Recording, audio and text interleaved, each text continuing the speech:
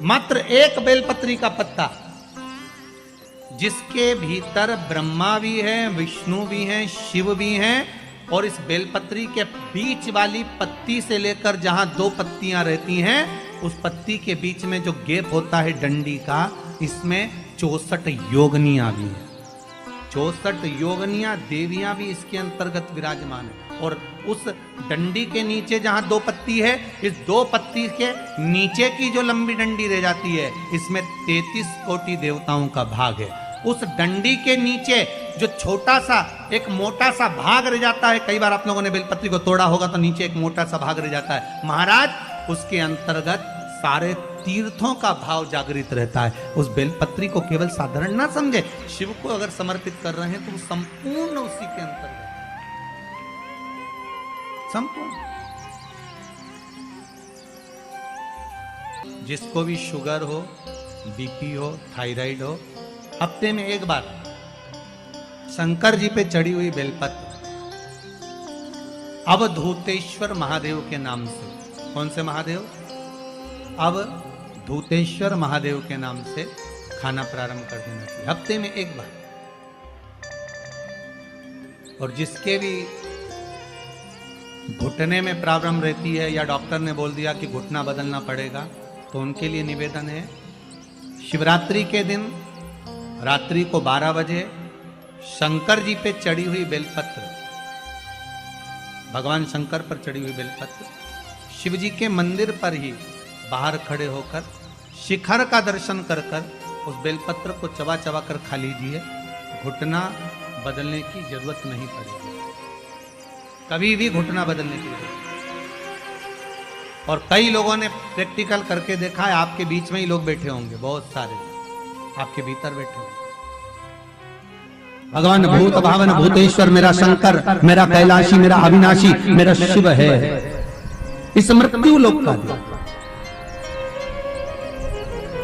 पर दुनिया के लोग न जाने क्यों कहे हम कृष्ण वाले हैं, हम श्री जी वाले, हम शंकर के मंदिर नहीं जाते। वो कोई कहता हम नारायण वाले, हम शंकर को नहीं मानते, हम शंकर का प्रसाद नहीं लेते, हम शंकर के मंदिर नहीं जाते। भगवान को ऐसा बांट दिया कि शंकर के दरवाजे को जाने को तैयार नहीं होता। तो किसी ने एक बार पार्वती जी ने शिव जी से पूछा, भोलेनाथ जी कोई तुम्हारे मंदिर में नहीं आता, कोई तुम पर जल नहीं चढ़ाता, कोई तुम्हें नमन नहीं करता, सब ये मंदिर जाना, नारायण के मंदिर जाना, वो मंदिर जाना, वो देवता को रिझाना, वो देवी को रिझाना, पर तुम्हारे को कोई नहीं रिझाता। शंकर भगवान बोले मत रिझाने दे, अपने को कोई दिक्कत नहीं, अपन तो शांति से बैठे रहो। मेरे ससुर ने मुझे श्राप दिया है, दक्ष प्रजापति ने, ए शंकर मैं तुझे श्राप देता हूँ कि तू शमशान में निवास करेगा।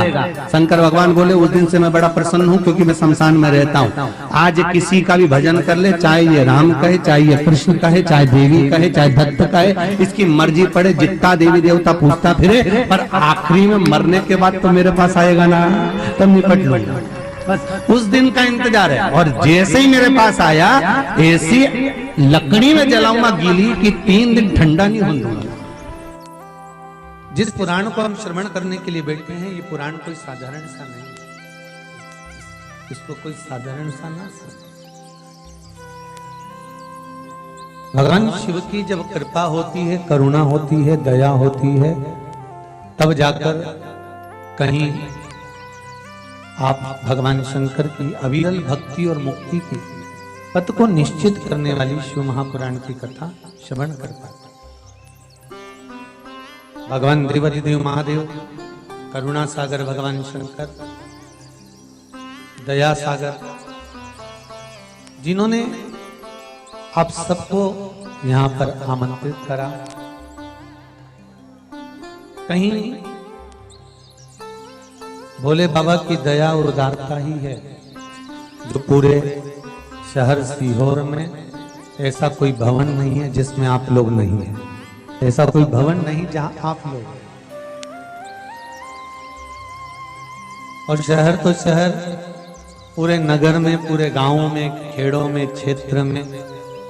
और एक निवेदन आप सभी से, जितनी देर की कथा है आप लोग उसको स्मरण कर कर श्रवण करें और अपने जीवन को सार्थक बनाएं। बाबा देवाधिदेव महादेव ने ये करुणा करी है, कृपा करी है, दया करी है, जिसको हम अपने जीवन में उतार सकते। बस आपके आसपास में अगर कोई खड़ा हुआ हो, बोल रहा हो, तो उसके चरण पकड़कर आप उसको कहें कि थोड़ा शांत रहें, जिससे हम भगवान की जिस कारण आए, आप आए किस कारण से, आप किस लिए यहां पहुंचे हो, केवल उसके दो कारण हैं। एक बाबा देवाधिदेव महादेव का प्रसाद स्वरूप रुद्राक्ष चाहिए और दूसरी शिव महापुराण की कथा चाहिए। केवल दो कारण हैं और इसके सिवाय कोई कारण आपके पास में है नहीं। कौन किसके यहाँ आता है जी, किसके बस का है? जो कोई आए जाए, किसके बस का? ये तो देव आदिदेव महादेव की करुणा, कृपा, दया, उदारता है, जिसके बल पर हम भगवान की अविरल भक्ति और मुक्ति का साधन शिव महापुराण कथा का रसास्वादन करते। शंभो शरणे मांगो घड़ी रे घड़ी, दुख काटो दया करी न दर्शन आपो। शंभो शरणे मांगो घड़ी रे घड़ी, दुख काटो दया करी न दर्शन आपो। बाबा से केवल एक निवेदन, एक प्रार्थना और बाबा से केवल एक विनती, हमारे जीवन की एक सार्थक कि तेरा ही दिया मैंने खाया पिया है, तेरा शुक्रिया है, तेरा शुक्रिया है। मुझे भोले बाबा ने बहुत दे दिया है, तेरा शुक्रिया है, तेरा शुक्रिया है। ये जायदाद दी है, औलाद दी है, मुसीबत में हर वक्त इमदाद दी है।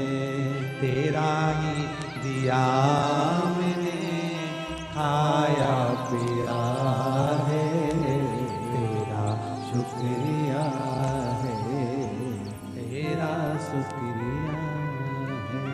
उसकी कृपा ना हो तब तक कोई कार्य हो ही नहीं सकता।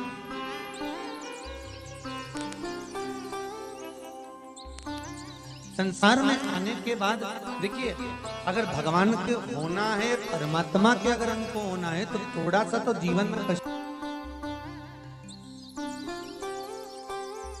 वैकुंठ चतुर्दशी का जो दिन है महाराज, इस दिन रात्रि को 11 बजे से लेकर 12:30 के बीच में दीपदान होता है और 14 दिए का दान होता है। इसमें 14 दीप का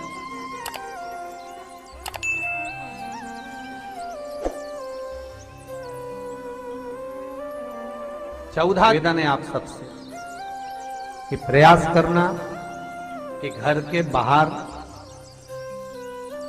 आप एक दीप, जहां पर आपका जलाशय है, पानी का स्थान है, वहां रख दें और एक दीप तुलसी के क्यारे के पास रखें।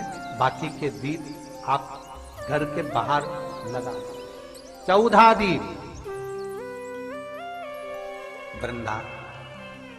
वृंदा की आंखों से आंसू बह रहे हैं, नैनों से नीर बह रहे हैं। और वृंदा ने उसी समय भगवान शंकर को बुलाया, भोलेनाथ पधारो पधारो।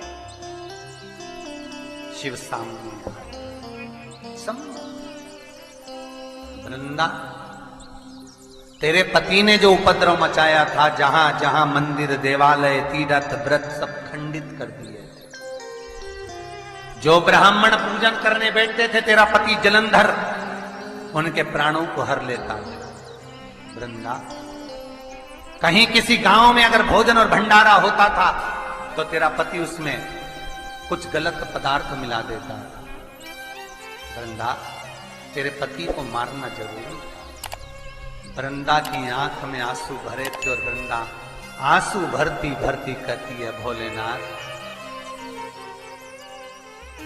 मैं ये भगवान विष्णु को श्राप देती हूं कि ये पत्थर के हो जाए, ये पत्थर के हो जाए। और मैं वृंदा हाथ में जल लेकर अपने शरीर पर डालती हूं और मैं तुलसी का पौधा बनूंगी। पर भोलेनाथ, हे शंकर, हे शंभु, हे त्रिकालदर्शी, हे कैलाशी, मैं तुलसी कभी आप पर नहीं चढ़ूंगी। केवल वर्ष में एक दिन होगा बैकुंठ चतुर्दशी का दिन, जिस दिन भगवान का हरिहर मिलन होता है। बैकुंठ चतुर्दशी दीपावली के बाद में आती है, पूर्णिमा के पहले, कार्तिक पूर्णिमा जो आएगी बैकुंठ